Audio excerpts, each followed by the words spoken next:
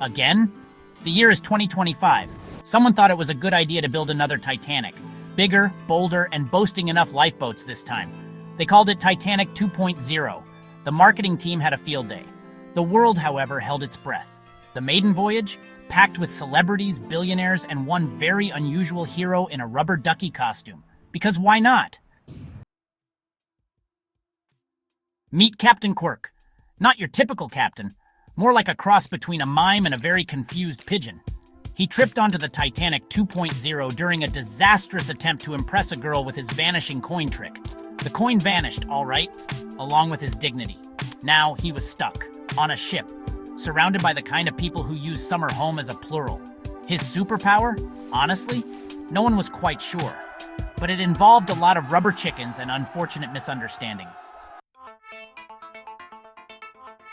Things were going swimmingly, in a chaotic, quirk-induced sort of way. He'd accidentally given the ship's navigation system a bad case of the hiccups while trying to order a banana split. The result?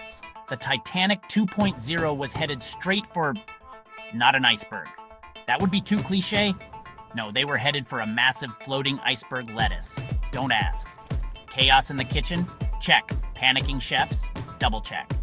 Captain Quirk mistaking the alarm for a rousing game show theme, grabbing a microphone and shouting, "Who's ready for a salad toss?"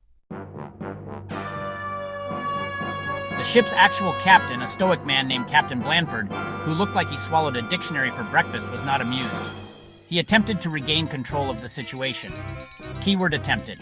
Meanwhile, Captain Quirk, convinced this was all part of an elaborate dinner theater experience, decided to liven things up. Cue the rubber chickens and the inflatable life preservers, used as juggling pins. Section 5. Unsinkable meets unbelievable. The Titanic 2.0 swerved, just barely missing the giant floating salad bar. The passengers, most of whom had mistaken the near disaster for a particularly avant-garde performance art piece, applauded wildly, except for Captain Blanford, who aged about a decade in 5 minutes. "Right," muttered Captain Blanford, massaging his temples. "Time to find a therapist, preferably one specializing in stress induced by incompetent yet strangely endearing superheroes." Section 6. Lifeboat hijinks and flotation follies. Captain Quirk, high on accidental success, and possibly a bit too much sugar from the dessert buffet, decided to take preventative measures. His logic: if they were already in lifeboats, the ship couldn't possibly sink, right? Flawless. What followed could only be described as a cross between a circus act and a particularly chaotic game of musical chairs, involving inflatable bananas, a flock of startled pigeons, and a surprising rendition of "Row, row, row your boat" in a language that sounded suspiciously like Klingon. Section 7. Whale of a Time, an unexpected savior. Just when things couldn't get any weirder, they did. A giant whale, attracted by the commotion, and possibly the off-key singing, surfaced next to the ship.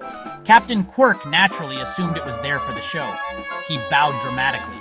The whale, equally naturally, let out a colossal spout of water, propelling the Titanic 2.0 away from any potential hazards. Section 8.